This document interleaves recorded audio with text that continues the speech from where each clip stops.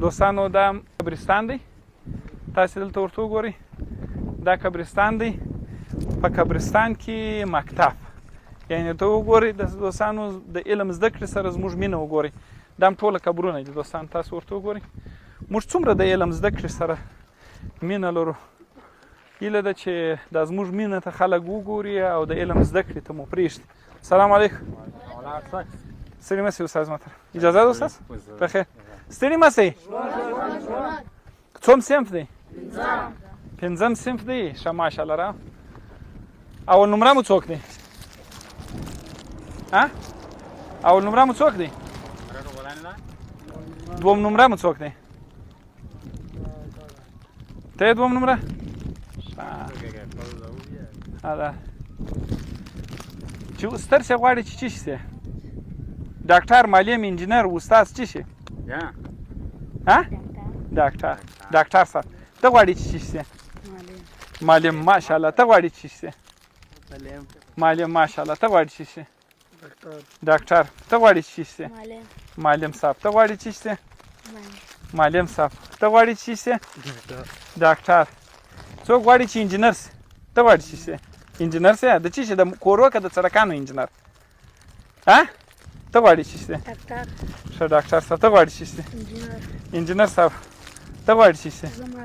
معلم صاحب. ته غواړي چې څه شي؟ ډاکټر صاحب. ته غواړي چې څه شي؟ ډاکټر صاحب. ته غواړي چې څه شي؟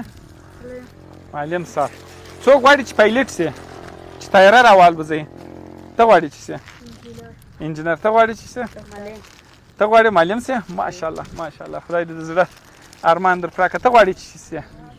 انجینر. ته غواړې چې شې؟ معلم. ته غواړې چې شې؟ ته غواړې چې شې؟ معلم. ښه. دوم نمره مو څوک دی؟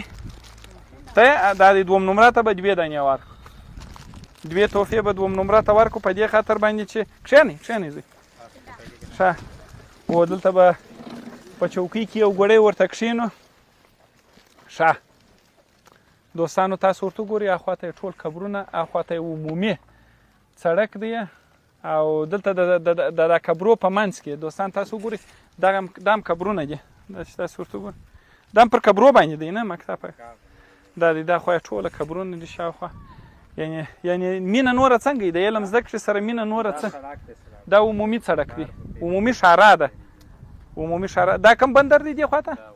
غلام خان بندر دی. دغه غونډۍ وا خواته دوستانو غلام خان بندر معلومیږي. نو مینه نوره څنګه وي دوستانو؟ د علم زده کړې سره مینه نوره څنګه وي؟ تاسو خپله فکر وکړئ چې په قبرستان کې او د عمومي شارع و څنګ ته د غرونو په منځ کې دا دی تر 5م صنف دی، تر 5م صنف پورې د علم زده کړه کړې ده. او څومره لوړ افکار لري دوستانو چې غواړي، یو غواړي ډاکټر سي، بل غواړي انجینر سي، بل غواړي پیلوټ سي، بل غواړي چې پولیس سي، نه و چې بیا وطن ته خدمت وکړي، وطنوالو ته د خیر سره خدمت وکړي. صحیح ده؟ تمیر یې چېرته جوړ وای. اوه دا دی موږ بیا غږ پورته کړو. خدای مهربان. ورځ وکیل صاحب پرون راوړو تاسو په ګلای وته ما ګلای و دا زی په شاګردون یو وښته زی په دا کنه تا شاید طرف ته دومره ګلای دلته ورته دلته ګلای و دې تیر ورځ ګلای و ورځ روغ لا خو خدای شکر ودل کوړ ته وشو د کنه دلته روغ نه ولا. خدای دې رحم وکړي. د میلیارډونو ډالرو پر اتاک باندې بیا هم موږ سرپنان ورولې د علم زده کړې و مینې ته وګوره. ما ته دا مینه خوند راکوي چې څومره مینه موږ د علم زده کړې سره موږ څومره مینه لرو. بس جارسم مکو جارسم